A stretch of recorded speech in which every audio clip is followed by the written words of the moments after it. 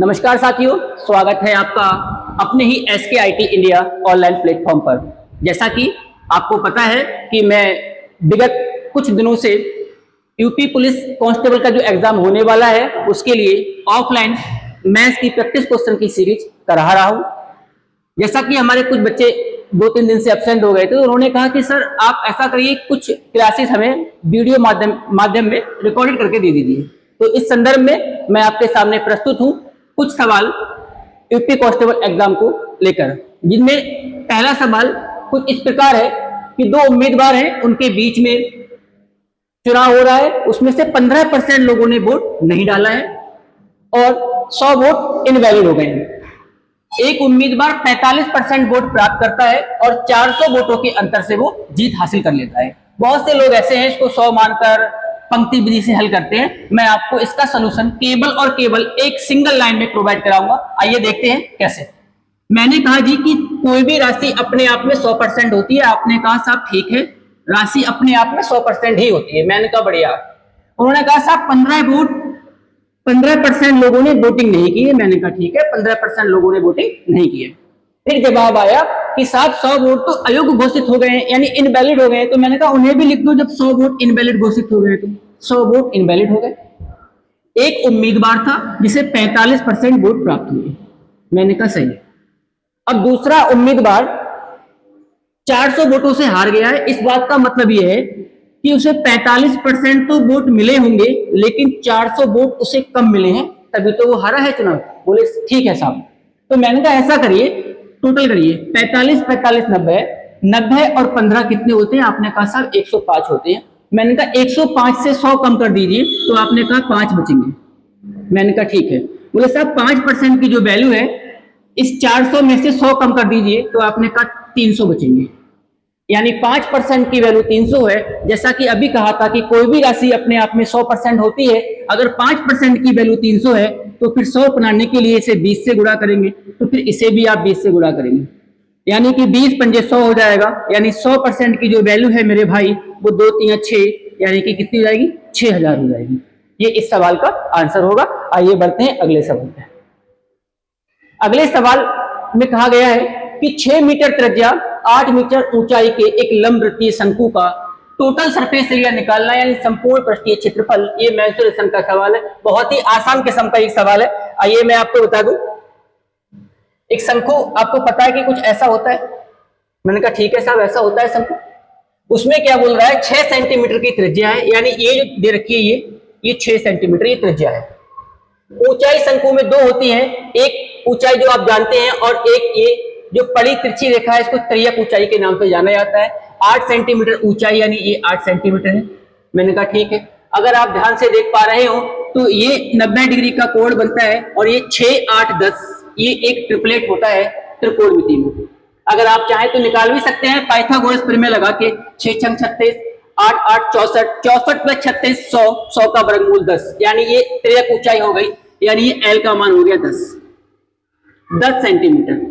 ये R की value है अपने पास 6 सेंटीमीटर और ये H की वैल्यू है कितनी साहब? बोले 8 सेंटीमीटर। बात सही है। तो मैंने कहा बोले साहब हमें निकालना है संपूर्ण पृष्ठीय क्षेत्रफल, यानी TSA, टोटल सरफेस एरिया, जो कि होता है पाई R ब्रैकेट में L प्लस R। बात सही है। तो बोले साहब पाई का मान लगाइए, 22/7 होता है। और R का मान, बोले सर R का मान तो अपने पास 6 है। बोले L प्लस R कितना हो जाएगा? 10 और 6 16 हो जाएगा। तो मैंने कहा साहब 10 और 6 16 हो जाएगा। बात सही है। बोले साहब गुणा कर लो। तो मैंने कहा 22 छंग 132 होते हैं, 132 गुणा 16 और बटे में 7 करेंगे।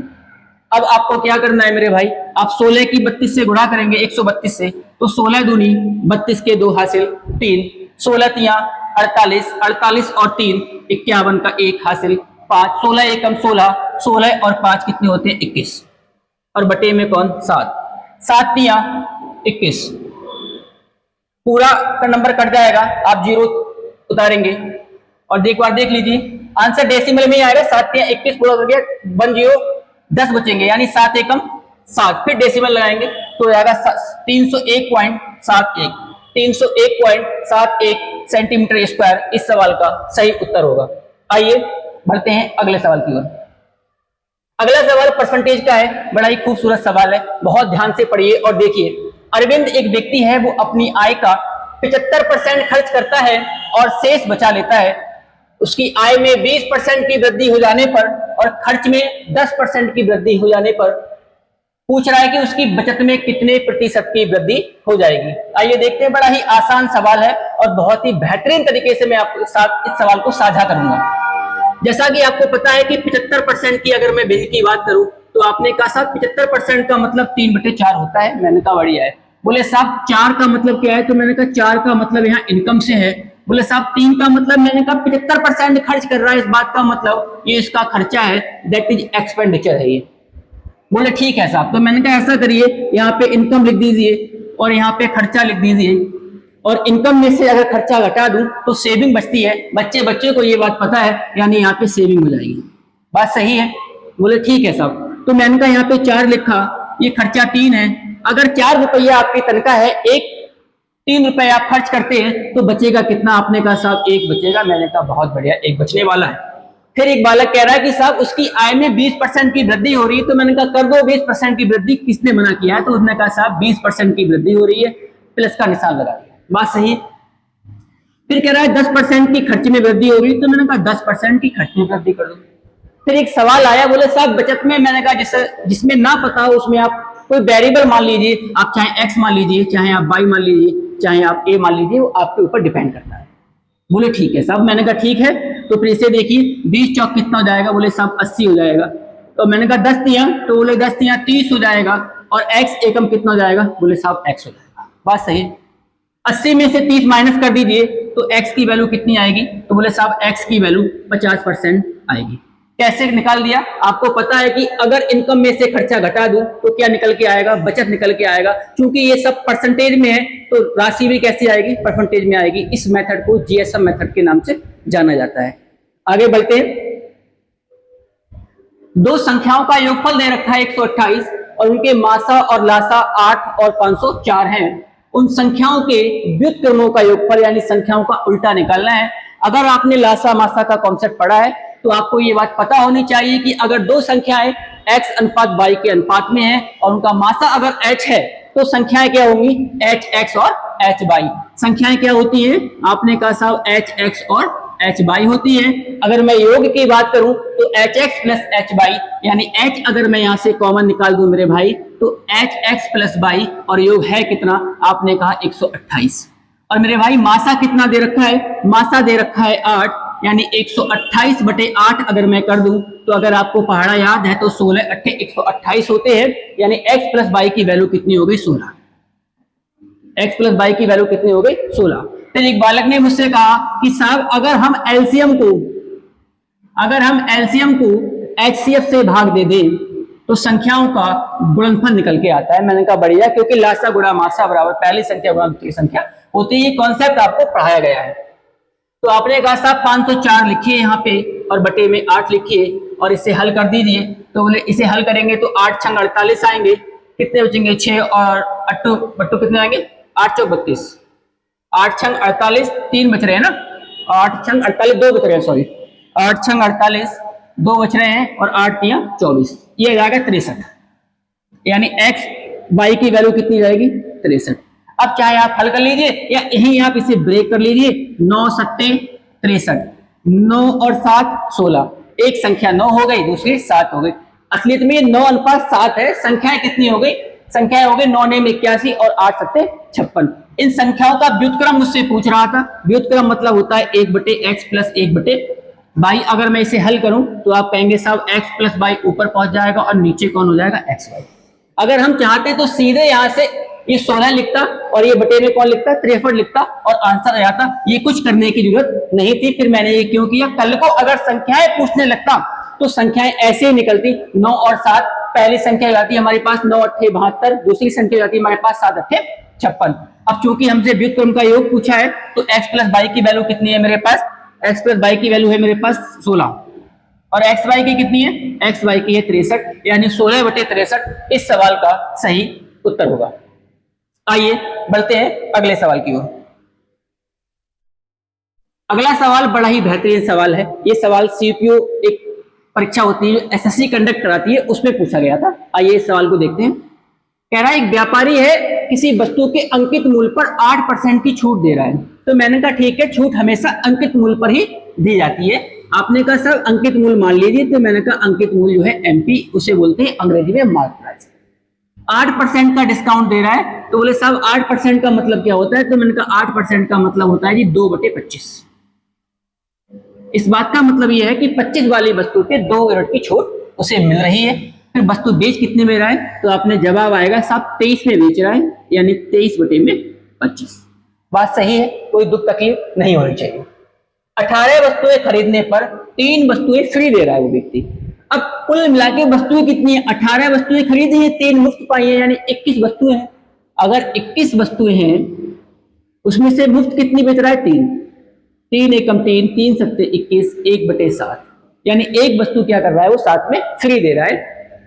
कितनी बेच रहा है फिर? 6/7। ये तो बात हो गई एमपी की, ये बात किसकी हो गई? एमपी की। अब क्या कर रहा है? इतना कुछ करने के बाद क्या कर रहा है वो? इतना कुछ करने के बाद पूरे लेन देन में 38% का लाभ अर्जित करता है। 38% का लाभ, और लाभ और हानि हमेशा किस पे होती है? लाभ और हानि हमेशा मेरे भाई क्रय मूल्य पे होती है, और क्रय मूल्य मतलब सीपी होता है। अंग्रेजी में इसे कॉस्ट प्राइस बोला जाता है। सीपी पे 38% का लाभ होता है, यानी 138 बटे में कितना? 100। 138 बटे में 100 कैलकुलेशन करना है बस केवल। 23 एकम 23 और 23 छक 138 होते हैं, 6 से 6 कट जाएगा। 25 एकम 25 और 25 चौका कितने होते हैं? 100 होते हैं। बात सही है। इस सीपी को एमपी के नीचे ले आओ, तो आपने कहा साहब एमपी और बटे में कौन है? सीपी। 7 इकन्ना 7 होते हैं, और बटे में कौन आ जाएगा? 4। आपने कहा साहब 4 वाली जो 7 उस पे मार्क प्राइस था, वो 4 में बेच दी गई है। हमसे सवाल में यही पूछ रहा है कि अंकित मूल्य क्रय मूल्य से कितने प्रतिशत अधिक है।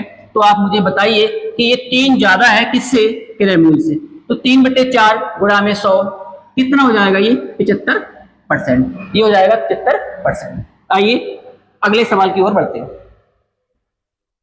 हमारे एक महान सर है, बच्चों के बहुत प्रिय, इस संस्थान के भी दुलारे, जीएस सर। उनका नाम है आदरणीय दीपक सर। बड़ा ही बेहतरीन जीएस और हिंदी पढ़ाते हैं वो। कभी आपको पढ़ने का मौका मिले तो आइए और देखिए एसकेआईटी मिलक आकर, उनके पढ़ाने का तरीका बड़ा ही लाजवाब है। उन्हीं को लेकर मैंने इस सवाल को फ्रेम किया है कि दीपक सर हमारे स्थिर जल में 43.5 किलोमीटर प्रति घंटे की गति से नाव चलाते हैं। यदि नाव की गति 14.5 किलोमीटर प्रति घंटे है, तो उन्हें एक स्थान तक जाने और वापस आने में 90 मिनट का समय लगता है। वह स्थान प्रारंभिक बिंदु से कितनी दूर है? एक बड़ा ही बेहतरीन कॉन्सेप्ट है इस सवाल को हल करने का। अगर आपने ये कभी सुना हो कि आप एक स्थान पे जा रहे हैं और वापस आ रहे हैं, और टोटल टाइम आने और जाने में जो लग रहा है वो t समय है, तो आपने डिस्टेंस अगर कभी काउंट करनी हो तो आप करेंगे S1 अपॉन S2 अपॉन में S1 प्लस S2 इंटू में टाइम। अगर आपने ये फॉर्मूला सुना हो तो इस सवाल को ये बहुत ही आसान कर देगा। हालांकि इसका रेशियो मेथड भी है, लेकिन उससे पहले मैं आपको बता दूं कि अगर नाव पानी के साथ बह रही है, धारा के साथ बह रही है, तो चालों को जोड़ दिया जाता है, यानी कि डाउन स्ट्रीम में, और अप स्ट्रीम में यानी धारा के विरुद्ध आ रहे हो तो चालों को घटा दिया जाता है। अब ध्यान से समझिए, 43.5 और 14.5, 43 और ये 15, 58 हो जाएंगे, यानी धारा के साथ जो चाल हो जाएगी वो हो जाएगी कितनी? 58 किलोमीटर प्रति घंटा। 43 और 14.5 जीरो, यानी कि हो जाएगा 29। अगर माइनस कर दूं तो 29 आ जाएगा। फिर इन दोनों को जोड़ दीजिए, 29 और 58 को, तो 9 8 17 5 2 8 87, और टाइम कितना है? 90 मिनट। 90 मिनट का मतलब होता है 1.5 घंटा, और 1.5 घंटे का मतलब होता है 3/2। बात सही है। तो आपने कहा 29 एकम 29, 29 तिया 87, 3 से 3, 2 एकम 2 और 29 दूनी 58, यानी इस सवाल का आंसर जो है वो 29 किलोमीटर होगा। बात सही है। आइए बढ़ते हैं आगे। अगर आप चाहें तो इसे रेशियो से ही बना सकते हैं, क्योंकि डिस्टेंस कांस्टेंट है। तो आप कहेंगे साहब ये 29 58 से 29 हो रही है, तो टाइम 29 से 58 हो जाएगा। आप काट के इसे हल कर लेंगे तब भी बन जाएगा। एक बर्तन में 90 लीटर दूध और पानी का मिश्रण है। जिसमें पानी कुल मिश्रण का 10% है। इसमें कितने लीटर शुद्ध पानी मिलाया जाए ताकि मिश्रण में पानी का अनुपात 25% हो जाए। देखिए पानी मिला रहा है, कुल मिश्रण में पानी की मात्रा दे रखी है। जब भी इस तरह का आपको सवाल मिले सबसे बेहतर तरीका है एलिगेशन। एलिगेशन लगाइए, जो चीज मिला रहे हैं वो शुद्ध है उसको 100% मान लीजिए। सुनिए कितना है, कुल मिश्रण का 10% पानी है साहब। मैंने कहा बढ़िया है। बोले टोटल कितना है, 25% है। 25% है। जो भी चीज मिलाएंगे वो 100% शुद्ध मिला रहे हैं आप, शुद्ध पानी है 100% होगा। आपने कहा ठीक है साहब, 100 से 25 कम कर दीजिए, कितना बचेगा, 75। 25 से 10 कम कर दीजिए, कितना बचेगा, 15। तो आपने कहा 15 एकम 15 और 15 अपना कितनी, 75। बात सही है। टोटल कितना है, 90 लीटर, यानी 5 यूनिट की वैल्यू कितनी है, 90 लीटर। ये इसका कितना गुना है, आपने कहा साहब 18 गुना है। मैंने कहा अगर ये 18 गुना है तो फिर 1 यूनिट की वैल्यू कितनी होगी, आपने कहा साहब वो भी 18 होगी, क्योंकि 18 पंजे 90 यानी 1 यूनिट की वैल्यू 18 है। तो फिर यहां से भी 18 एकम 18, यानी शुद्ध जो पानी मिलाया जाएगा वो कितना होगा, 18 लीटर मिश्रण में पानी की मात्रा होगी 18 लीटर। Is that clear? आइए बढ़ते हैं अगले सवाल की ओर। अगले सवाल में हमसे कहा गया नंबर सिस्टम का सवाल है। अगर आपको कॉन्सेप्ट याद हो तो देखते ही बिना पेन को हाथ लगाए इस सवाल के आंसर को हम मार्क कर सकते हैं। एक संख्या को 16 से भाग देने पे शेषफल 7 आता है। उसी संख्या के वर्ग को अगर 16 से भाग दे दें तो शेषफल क्या होगा। आपको पता है, मैंने आपको पढ़ाया भी था कि मेरे भाई एक संख्या n है, उसको अगर 16 से भाग दे दूं तो शेष कितना आएगा, तो आपने कहा साहब शेष 7 आएगा। मैंने कहा जो वो संख्या के साथ करेगा वो आप शेषफल के साथ करेंगे। उसने कहा कि संख्या का वर्ग कर दीजिए, तो मैंने कहा वर्ग कर दो। बोले फिर 16 से भाग दो, तो मैंने कहा आप 7 का वर्ग कर दो। आपने कहा 49 होता है। मैंने कहा 16 से भाग दीजिए। आपने कहा 16 तिया 48 होते हैं, और 16 तिया 48 होते हैं। इस बात का मतलब है शेषफल कितना आएगा, शेषफल 1 आएगा, जो कि इस सवाल का सही उत्तर होगा। आइए आगे देखते हैं। अगला सवाल देखिए, बड़ा ही बेहतरीन सवाल है। हमारे यहाँ कुछ और भी कर्मचारी हैं जो इस डिपार्टमेंट में काम कर रहे हैं, उनको लेके सवाल बनाया गया है। किसी कार्य को पूरा करने के लिए रवि और उवैस एकांतर दिन में कार्य करते हैं।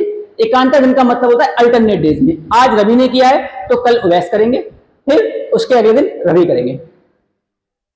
उवैस अकेले उस कार्य को 84 दिन में कर सकता है। यदि कार्य 29 सही 2/5 दिनों में पूरा हो जाता है तो अकेले रवि को मूल कार्य का 2 सही 9/10 भाग पूरा करने में कितना समय लगेगा। बड़ा ही बेहतरीन सवाल है और बहुत ही आसान तरीके से इस सवाल को देखते हैं। आइए देखें कैसे। सवाल में कहा गया एकांतर दिन में काम पूरा कर रहे हैं, और काम किसने शुरू किया ये बात इसमें दे रखी होनी चाहिए। किसी कार्य को पूरा करने के लिए रवि और उवैस एकांतर दिनों में काम पूरा करते हैं। हाँ, जिसमें रवि पहले दिन कार्य करता है। अगर ये पता नहीं होगा कौन पहले दिन कर रहा है तो फिर दिक्कत हो जाएगी। अगर रवि ने पहले दिन काम किया है, उसके बाद उवैस ने किया है, ये 2 दिन हो गए। उसके बाद फिर रवि करेंगे, फिर उवैस करेंगे, ऐसे ही काम चलता रहेगा। और अंतिम दिन में जब काम पूरा होगा तो उस कार्य को कौन कर रहा होगा, उस कार्य को उवैस कर रहा होगा। क्यों? क्योंकि काम रवि ने शुरू किया है तो खत्म कौन करेगा, खत्म करेगा उवैस। बोले ठीक है साहब। मैंने कहा अगर ये बात सही है तो आप इस बात को समझिए कि अगर एकांतर दिन में काम हो रहा है और काम कितने दिन में हुआ है, 29 सही 2/5। बात सही है। 29 दूनी 45, 45 और 2 47, यानी 147/5। अगर मैं ऐसा मान लूं मेरे भाई, अगर मैं ऐसा मान लूं कि कार्य जो है लगभग 30 दिन में हुआ है, 30 दिन में हुआ है। अगर 30 दिन में कार्य हुआ है तो फिर जो रवि है और जो उवैस है तो वो 15-15 दिन में काम करेंगे। 15-15 दिन काम करेंगे क्योंकि एकांतर दिन में काम हो रहा है। तो बोले ठीक है साहब। मैंने कहा बढ़िया है। 15 दिन रवि काम करेंगे और 15 दिन उवैस काम करेंगे। लेकिन अब शुरुआत की है रवि ने, तो रवि तो 15 दिन काम पूरा कर गए। अब चूंकि ये 30 दिन नहीं है, ये दिन है 29 सही 2/5 दिन, तो रवि ने काम कम किया होगा। अब रवि ने कितना काम कम किया होगा वो देख लेते हैं। 30 - 3/5। अगर इसे हल करूं तो 30 पंजे 150, 150 - 30 147/5, यानी कि उवैस ने 3/5 दिन काम कम किया होगा 15 दिन से। तो मैं इसे माइनस कर दे रहा हूं 3/5, और इसे जब आप हल करेंगे तो 15 - 75, 75 - 3 72, 72/5। 72/5। यानी उवैस ने कितने दिन काम किया है? 72/5। और रवि ने कितने दिन काम किया है? 15 दिन। अब यहां समझते हैं, कह रहा है उवैस अकेले उस कार्य को 84 दिन में पूरा कर पाते हैं। अगर 84 दिन में पूरा कर रहे हैं तो उवैस का एक दिन का काम कितना होगा? एक दिन का काम। तो आपने कहा साहब एक दिन का अगर काम पूछ रहे हैं आप तो हो जाएगा 1/84। एक दिन का काम कितना हो जाएगा? 1/84। तो बोले साहब 72/5 दिन का काम बताओ कितना होगा? तो मैंने कहा इसमें भी कोई तकलीफ नहीं है, 72/5 से गुणा कर दो फिर। बोले ठीक है साहब ये इतना काम हो जाएगा। 72/5 दिन का काम है, ये एक दिन का नहीं है। अब इसे हल कर लीजिए, 12 सत्ते 84 और 12 छंग 72। आपने कहा साहब 6 बटे में कितना काम हो गया? 35। उवैस ने 72/5 दिन में 6/35 काम को पूरा कर दिया है। मेरे भाई 35 कुल अगर काम है उसमें से 6 काम निपटा दिया है तो काम बचा कितना? तो आपने कहा साहब काम बचा है 29/35। काम कितना बचा है? काम बचा है 29/35। इस काम को कौन करेगा? ये रवि करेंगे उस काम को। अब मेरे भाई रवि कर रहे हैं 15 काम, 15 दिन में, सॉरी कितना काम? 29/35। तो पूरा काम कितने दिन में करेंगे? तो आपने कहा उल्टा कर दीजिए, 35/29। 35/29 पूरा काम। अब पूरा काम भी नहीं करना है, कितना? कार्य का 2 सही 9/10। 2 सही 9/10, 10 दूनी 20 और 9 29। 29 बटे में कितना? 10। 29 बटे में 10। 29 से 29 कट जाएगा, ये बात सही है कि नहीं? इसकी गुणा कर लीजिए आप। 15×75 के 5, हासिल 7, 15 45 और 7 52 और 1 के बाद डेसिमल, यानी 52.5 दिन इस सवाल का सही उत्तर होगा। बहुत ही बढ़िया और बेहतरीन और 1 नंबर लेवल का सवाल था ये। बहुत ध्यान से, अगर समझ ना आया हो तो दोबारा एक बार आप फिर से इस वीडियो को देखें। आइए आगे बढ़ते हैं। एक नगर की जनसंख्या 15,000 है, पुरुषों की जनसंख्या 8% और स्त्रियों की जनसंख्या में 10% की वृद्धि हो जाती है, तो जनसंख्या बढ़कर 16,300 हो जाती है। तद अनुसार उस नगर में स्त्रियों की संख्या कितनी है? कुछ लोग इसे एलिगेशन से करते हैं, लेकिन मैं एलिगेशन से भी बेहतर तरीका है उससे करेंगे हम इसे। अगर कुल जनसंख्या 15,000 है तो मैंने ये कहा कि अगर मेरे भाई 8% पुरुष बढ़ रहे हैं और 8% महिलाएं बढ़ती, 8% महिलाएं बढ़ती, 2% एक्स्ट्रा है ये। अगर 8% की इनकी वृद्धि होती तो 15,000 का 8% अगर मैं निकाल दूं, परसेंटेज से 2 जीरो कट जाएंगे, 15 8 120 यानी 1200 हो जाएगी। 1200 बढ़ जाएंगे, यानी 1200 का मतलब 15,000 में अगर मैं इन्हें जोड़ दूं तो 16,200 हो जाती है संख्या। अगर 8% बढ़ती तो ये संख्या बढ़ के 16,200 हो जाती, लेकिन वास्तव में संख्या बड़ी कितनी है? 16,300। ये बड़ी कितनी है? 16,300। एक डिफरेंस कितने का आ रहा है? तो आपने कहा साहब 100 का डिफरेंस आ रहा है। मैंने कहा ये 100 का डिफरेंस क्यों आ रहा है? बोले 100 का डिफरेंस इसलिए आ रहा है क्योंकि 2% महिलाएं अधिक बढ़ गई हैं। यानी 2% की जो वैल्यू है, ये जो 2% की वैल्यू है वो कितनी है? 2% की वैल्यू 100 है। 2% की वैल्यू कितनी है? 100 है। अब कोई भी चीज अपने आप में 100% होती है। अगर 2% की वैल्यू 100 है तो चाहो तो 1 की निकाल लो या यहीं से सीधे 100 बनाने के लिए 50 से गुणा कर दो, तो ये 100% हो जाएगा। इसे भी आप 50 से गुणा कर दीजिए तो ये 5,000 हो जाएगा। यानी महिलाओं की जो संख्या है नगर में वो कितनी होगी? 5,000 इस सवाल का सही उत्तर होगा। आइए बढ़ते हैं अगले सवाल की ओर। अगला सवाल देखिए, एक बेहतरीन सवाल है।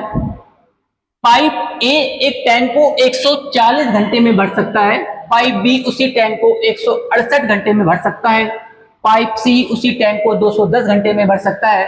अगर तीनों पाइप पहले 28 घंटे के लिए एक साथ खोले जाते हैं, फिर पाइप बी को बंद किया जाए, तो टैंक का बचा हुआ हिस्सा पाइप ए और पाइप सी मिलकर कितने घंटे में भरेंगे?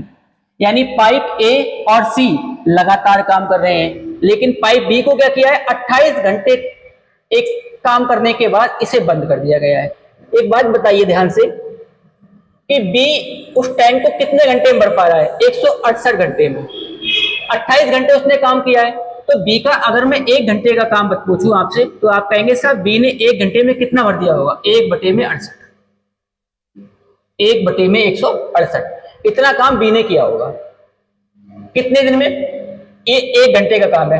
अब 28 घंटे में कितना काम करेगा अभी, तो मैंने कहा 28 घंटे में देख लो गुणा में 28 हो जाएगा। बात सही है। 28 छक 28 से कम 28 और 28 छक 168 होते हैं। बात सही है। यानी कि हो जाएगा 1/6। कितना काम निपटा दिया, 6 में से 1 काम। अगर 6 में से 1 काम निपटा दिया यानी ये 1 कम हो गया, तो मेरे भाई शेष काम कितना बचा, शेष काम कितना बचा, शेष काम बचा अपने पास 5/6। 5/6 आप लासा लेके भी निकाल सकते हैं, लेकिन वो तरीके पुराने हो गए हैं, आउटडेटेड तरीके हैं वो। 5/6 कुल काम बचाइए शेष। इसे करेगा कौन, A+C करेगा मिलके। अब A+C कुल काम निकाल लो, इसका सीधे ही निकाल लीजिए आप A+C का। जो एक बार बताया था तरीका, अगर आपको याद हो तो 140, C कितना है 210, 140 और 210 जोड़ दीजिए 350। ये इनका कुल काम हो गया। हमें करना कितना है 5/6 काम, इनसे हमें करना कितना है 5/6 काम। बात सही है।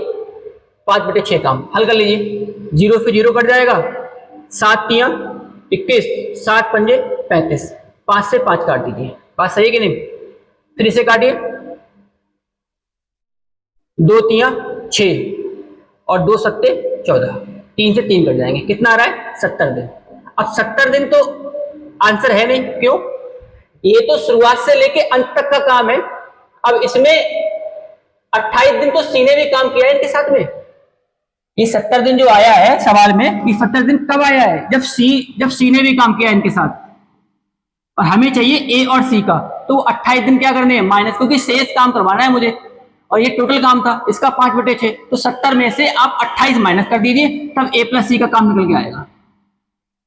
28 माइनस कर दीजिए तो 10 से 8 जाएंगे 2 बचेंगे, और 6 से 4 जाएंगे 2 बचेंगे, यानी 42 दिन इस सवाल का सही उत्तर होगा। आइए बढ़ते हैं आगे।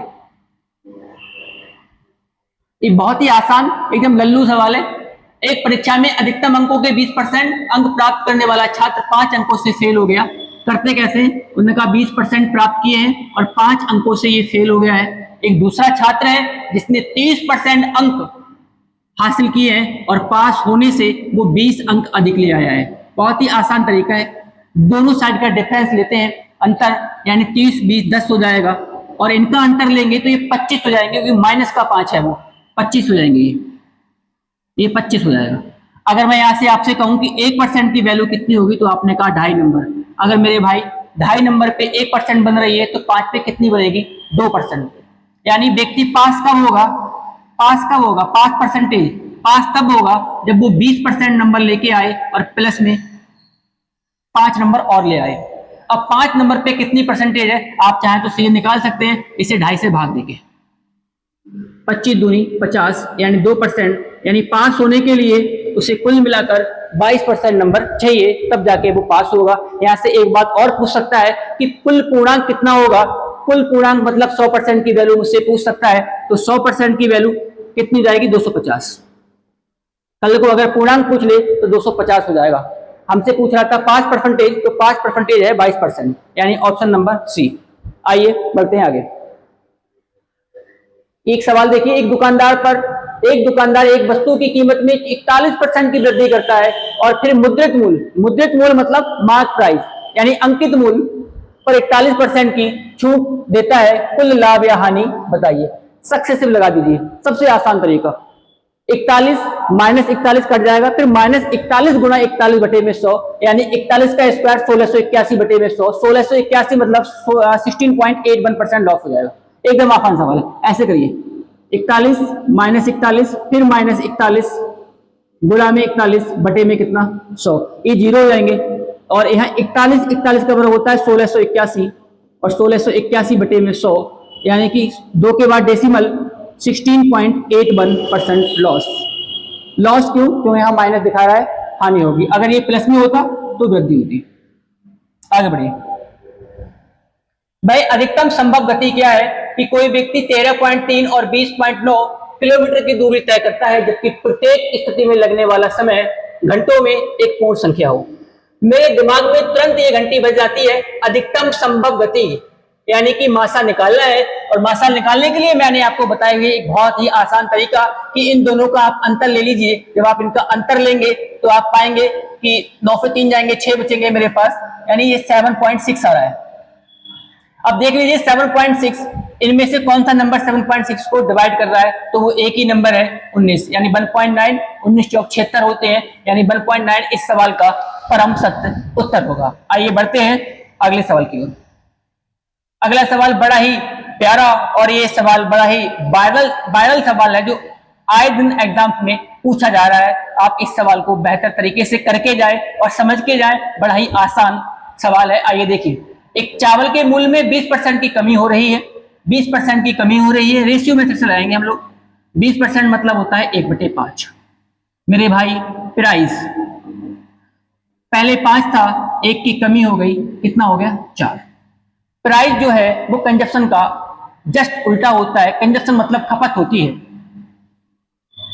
खपत कितनी है 4। जब कीमत घट जाती है तो वो वस्तु उतने ही रुपए में अधिक खरीदी जा सकती है। यानी पहले हम 4 खरीद रहे थे तो आज 5 खरीदेंगे। सवाल कह रहा है वो 4 किलो अधिक खरीद सकता है, लेकिन कितना अधिक खरीद रहा है, एक की वैल्यू कितनी है 4 किलो।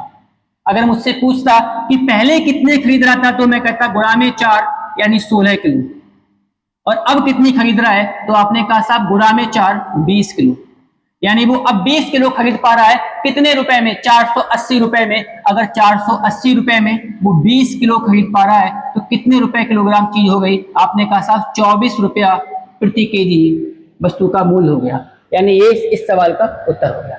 बात सही है। अगर पहले मुझसे पूछता तो 16 तिया 48, 30 रुपए प्रति किलोग्राम उस वस्तु का मूल्य हो जाता। मुझसे पूछा गया है प्रति किलो घटा हुआ मूल्य क्या होगा, यानी नया मूल्य, ये वाला 24 रुपए प्रति किलोग्राम इस सवाल का आंसर होगा। भैया बढ़ते हैं आगे। एक सवाल देखिए, ये भी सवाल बहुत पूछा जाता है। एक विक्रेता ने 10 रुपए प्रति किलोग्राम के हिसाब से सब्जियां बेचना शुरू की, लेकिन इस दर पर खरीदार नहीं मिला। 10 रुपए प्रति किलोग्राम के हिसाब से खरीदार मिला ही नहीं, उसने रेट हटा दिया। क्या कर दिया, 7.2 प्रति किलोग्राम। यानी कि अगर मैं यहाँ पे डेसिमल हटा दूं तो ये 100 हो जाएगा। यानी 100 वाली चीज उसने क्या शुरू कर दी, 72 में बेचा। लेकिन उसके साथ उसने गद्दारी की। गद्दारी क्या थी, धोखा, कि 1 किलोग्राम बाट के बजाय वो 900 ग्राम का बाट लगाने लगा उसमें, यानी 100 ग्राम की वहां बेईमानी कर रहा था। बात सही है। 900 की जगह कितना, 1000 की जगह कितना, 900। अब रेशियो बन गया है, आप आराम से इसे हल कर सकते हैं कि कितने प्रतिशत परिवर्तन हो रहा है वास्तविक मूल्य में। देखिए जरा थोड़ा सुंदर करिए इसे। 4 से काट दीजिए 25 बार में, 4 से काट दीजिए 18 बार में, ठीक है। फिर आपने कहा 9 एकम 9 होता है, 9 दूनी 18 होते हैं। 2 जीरो से 2 जीरो काट दीजिए, ऊपर आएगा 25 और नीचे 2 धाई 20 आएगा, नीचे 2 धाई 20 आएगा। आपने कहा 25 वाली चीज 20 में जा रही है, यानी 5 का उससे फायदा हो रहा है, यानी 5 का परिवर्तन किस पे हो रहा है, 25 पे हो रहा है। 100 पे कितना होगा, तो आपने कहा 5 एकम 5, 5 25, इसे काट दीजिए 20 पंजे 100, यानी 20% इस पे जो है वो परिवर्तन होगा। आइए बढ़ते हैं आगे। अगला सवाल, एक समांतर श्रेणी के पहले 6 पदों का योग 54 है। ये सवाल आपसे होगा तभी जब आपको फॉर्मूला याद है। समांतर श्रेणी है, मेंसुरेशन है, ये सवाल आप तभी बना पाएंगे, या ज्योमेट्री है, जब इनके आपको फॉर्मूले याद होंगे। तो समांतर श्रेणी के n पदों के योगफल का जो फॉर्मूला होता है वो आपको याद होना चाहिए। Sn बराबर n/2 ब्रैकेट में 2a plus n-1 into D. D आपको पता है कॉमन डिफरेंस, जिसे सर्वांतर बोलते हैं। a पहला पद और n पदों की संख्या है। हमसे क्या कहा गया है, 6 पदों का योग, यानी S6 की वैल्यू कितनी है, 54 है। n की जगह पे 6 रख दीजिए बटे में 2, यहां रख दीजिए आप 2a प्लस 6 माइनस 1 और n2 में d। थोड़ा हल करिए, 2 तिया 6, 3 से काट दीजिए 18 बार, यहां आ जाएगा अपने पास 2a प्लस 6 से 1 जाएगा 5b बराबर कितना, 18, समीकरण नंबर 1। बात सही है। आगे फिर देखिए, कह रहा है 10वें पद और 30वें पद का अनुपात 11:31 है। 10वां पद क्या हो जाएगा, a plus 9d, a plus 9d, और 30वां पद क्या होगा, a प्लस 29d। एक कम कर देते हैं, आपको पता है एपी में, अगर आपने पढ़ा होगा तो 11 बटे में 31 क्रॉस मल्टीप्लाई करिए इसकी इससे, इसकी इससे, तो आपने कहा साहब 31 की ए से करेंगे 31A हो जाएगा, और 11 की करेंगे ए से तो 11A, यानी 31A माइनस का 11A। बात सही है, बराबर। फिर इसकी गुणा करेंगे आप, तो ये अपने पास कितना हो जाएगा 11 99 और 11 दूनी 22, 22 और 9 कितने जाएंगे 31, 319 माइनस इसकी गुणा करिए 9 एकम 9 और 9 तिया 27, 279। इसको हल कर दीजिए, यहाँ कितने बचने वाला है अपने पास, यहाँ बचने वाला है अपने पास 20A, और यहाँ 9 से 0 और 11 से 7 जाएंगे 4, और ये अपने पास डी रह गया। मैंने डी यहाँ देना है कॉमन में, क्योंकि 31 की गुणा से करूंगा तब भी डी आएगा, 11 की गुणा करूंगा तब भी डी आएगा। मैंने डी बाहर लिख दिया, यानी 40 डी। 20 से कम 20, 20 दूनी 40। अगर मैं आपसे कहूं तो आप कहेंगे साहब a बराबर कितना हो जाएगा, a बराबर 2d हो जाएगा, a बराबर 2d। और इस a का मान आप यहां लगा दीजिए इसकी जगह पे, तो आप कहेंगे कि साहब a बराबर 2d आ रहा है अपने पास, तो यहां हो जाएगा 2 और गुणा में कितना 2d और प्लस में 5d और बराबर कितना 18। 2 दूनी 4, 4 और 5 9, 9d, यानी कि d बराबर हो जाएगा 18/2, सॉरी 18/2, गलत हो गया यहाँ पे, माफी चाहूंगा। 2 दूनी 4 और 5 9, 9d, यानी d बराबर हो जाएगा 18/9, 9 दूनी 18, यानी d बराबर कितना जाएगा 2। अगर d बराबर 2 है तो मेरे भाई a बराबर कितना जाएगा, आपने कहा a बराबर साहब हो जाएगा 2 गुणा में 2, यानी a बराबर हो जाएगा 4। अब पहला पद 4 है और d का मान 2 है। सवाल में पूछा क्या है, इसके पहले 15 पदों का योग कितना होगा, तो आपने कहा साहब पहले 15 पदों का योग निकालना है, तो कोई बड़ी बात नहीं है, आप इसको ऐसे निकाल लीजिए S15, 15/2, फार्मूला लगाइए सीधे 2a, यानी a की वैल्यू कितनी है 4, तो 4 दूनी 8 प्लस n-1, यानी 15 माइनस 1 14, और 14 गुणा में 2 28, यानी हो जाएगा अपने पास 15/2, 14 दूनी 28, 28 और 8 36, ये कट जाएगा 18 बार, 18 बार अगर ये कट जाएगा तो 15 8 120 हासिल 12, 15 एकम 15 और 12 27, यानी 270 इस सवाल का सही आंसर होगा, यानी ऑप्शन नंबर सी। आइए बढ़ते हैं आगे। ये आज का अंतिम सवाल है, क्योंकि आज सवाल की संख्या 18 ही है, सवाल होने 20 चाहिए थे, लेकिन किसी कारणवश 2 सवाल इस बोर्ड में आ नहीं पाए, इसलिए मैं आज सवाल आपको 18 ही कराऊंगा। ए ने 75,000 के साथ एक कारोबार शुरू किया और बी कुछ समय बाद 37,500 के साथ इसमें शामिल हुआ है। वर्ष के अंत में 3:1 के अनुपात में लाभ को बांटा गया है। आपको बताना है कि बी कितने समय बाद शामिल हुआ है। तो मैंने कहा ठीक है, कोई बड़ी बात नहीं है, इसे यहीं आप हल कर लीजिए, या ऐसे लिख दीजिए, यहाँ पे ए, यहाँ बी, ये इनकी कैपिटल है, कितनी है 75, उसके पास 2 जीरो है तो 2 मैं यही काट दे रहा हूं, यानी 750, और यहाँ कितना है 375। 25 से इसे काट दीजिए, आपने कहा 25 तिया 75, 25 से कम 25 कितने बचते हैं 12, और 25 पंजे 125, यानी 15 एकम 15, 15 दूनी 30, यानी 2:1। बात सही है। फिर इसने राशि लगाई है कितने महीनों के लिए, आपने कहा साहब इसने 12 महीनों के लिए, मैंने कहा इसने, बोले पता नहीं, मैंने कहा x महीने।